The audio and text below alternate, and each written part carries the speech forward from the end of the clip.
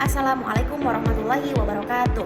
Perkenalkan, saya Alfi Kurnianingsih dari Mahasantriwati semester 7 Sekolah Tinggi Ilmu Tarbiyah Raudatul Hasanah, program studi Manajemen Pendidikan Islam. Pada kesempatan kali ini, saya akan menjelaskan bagaimana sebenarnya cara menyusun bahan ajar dan modul pembelajaran yang baik, sistematis, dan sesuai dengan kebutuhan peserta didik. Baik, adapun saya membuat video ini untuk memenuhi tugas akhir dalam mata kuliah profesi keguruan yang diampu oleh Ustadz Radinal Mukhtar Karahap. Topik ini penting karena bahan ajar dan modul bukan hanya sekedar kelengkapan administrasi, tetapi merupakan panduan utama guru dan peserta didik dalam proses belajar.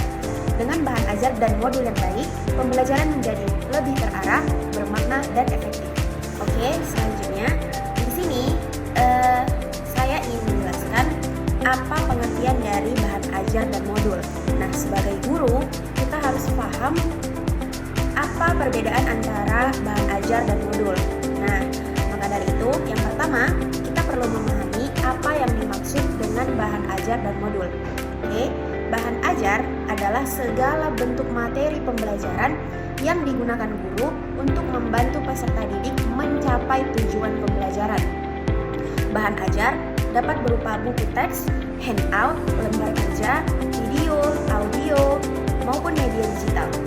Nah, sementara itu, modul pembelajaran adalah bahan ajar yang disusun secara sistematis dan mandiri sehingga dapat digunakan peserta didik baik dengan pendampingan guru maupun secara belajar mandiri. Modul biasanya memuat tujuan pembelajaran, materi, langkah pembelajaran, latihan, hingga evaluasi. Nah, jadi bahan ajar, perbedaan antara bahan ajar dan modul pembelajaran itu kita udah tahu ya gimana bedanya. Bahan ajar itu istilahnya kalau kita bilang itu bahan mentahnya dulu. Nah, seperti apa yang mau kita ajarin ke anak murid.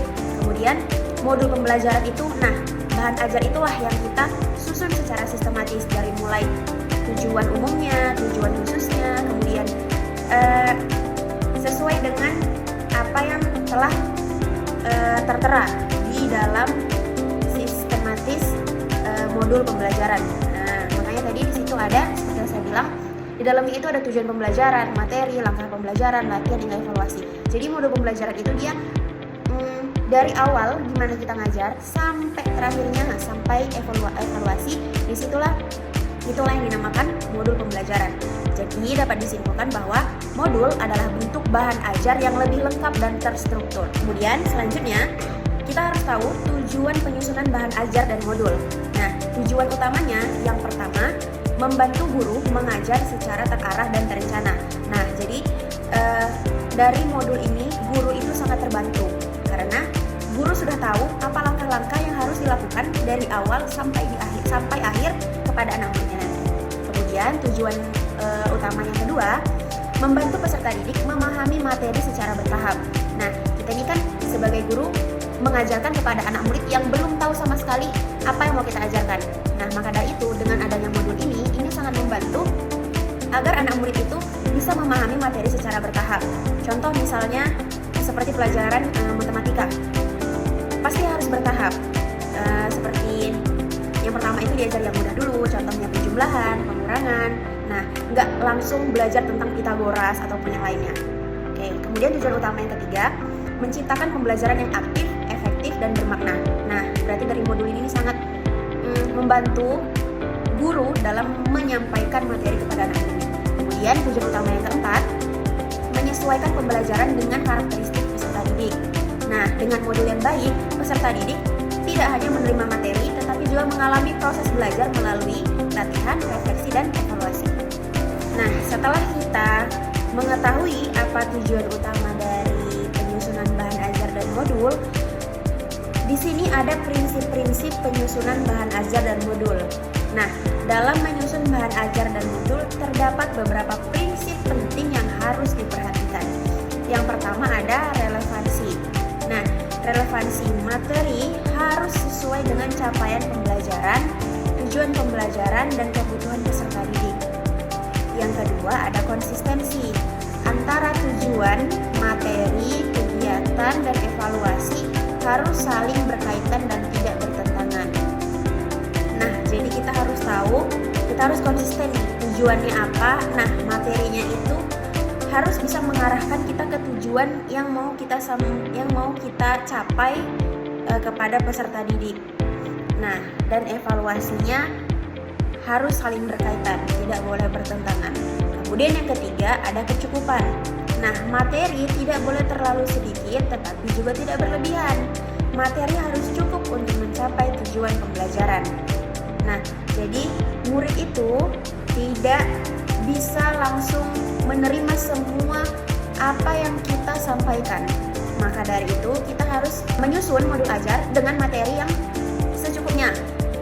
Misal sekali pertemuan materinya ini, kemudian nanti dilanjut lagi ke pertemuan selanjutnya. Yang keempat ada sistematis dan logis. Nah, penyajian materi harus dimulai dari yang mudah ke yang sulit. Nah, dari yang konkret ke yang abstrak. Ini seperti yang saya bilang sebelumnya, dalam pembelajaran matematika, nah, itu harus diajari dulu yang mudah-mudahnya, yang dasar-dasarnya, agar nanti ketika belajar yang mungkin grade-nya itu agak sulit, nah mereka sudah bisa memahami. Karena sejatinya pelajaran itu pasti berkesinambungan, pasti mempunyai hubungan antara materi yang satu dan ke materi yang selanjutnya. Yang kelima, berorientasi pada peserta didik. Modul harus disusun dengan bahasa yang mudah dipahami dan mendorong keaktifan peserta dan modul. Selanjutnya, saya akan menjelaskan gimana langkah-langkah menyusun bahan ajar dan modul pembelajaran yang baik dan benar. Yang langkah pertama, menganalisis kurikulum. Guru harus memahami capaian pembelajaran, kompetensi, dan tujuan pembelajaran yang akan dicapai. Yang langkah kedua, menganalisis karakteristik peserta didik, misalnya usia, tingkat pemahaman, latar belakang, dan gaya belajar peserta didik.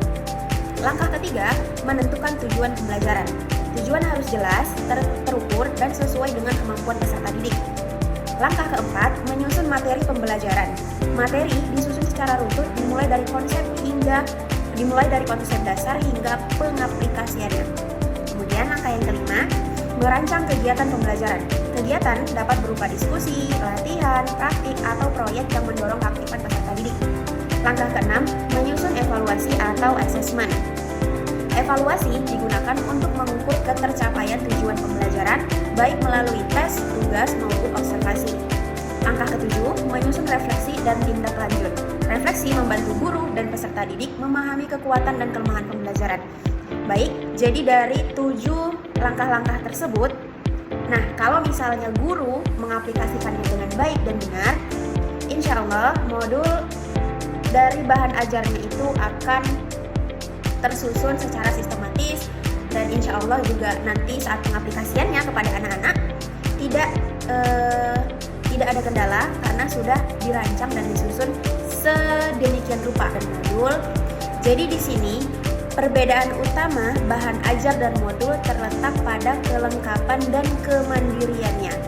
Bahan ajar bisa berupa satu bagian materi saja, sedangkan modul merupakan satu kesatuan utuh dari awal hingga akhir pembelajaran. Nah, modul dirancang agar peserta didik dapat belajar secara mandiri, sementara bahan ajar seringkali membutuhkan penjelasan langsung dari guru.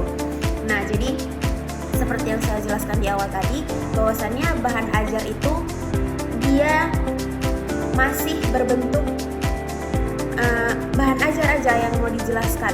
Nah, kita masih belum tahu nih ini kira-kira cocokkah diajarkan di saat pertama kali pertemuan atau gimana. Makanya tadi tertulis di sini bahwasannya bahan ajar itu seringkali membutuhkan penjelasan langsung dari guru. Kalau modul itu lebih lengkap karena dia merupakan satu kesatuan utuh dari awal hingga akhir pembelajaran. Di dalam modul tadi ini itu udah ada bahan ajarnya.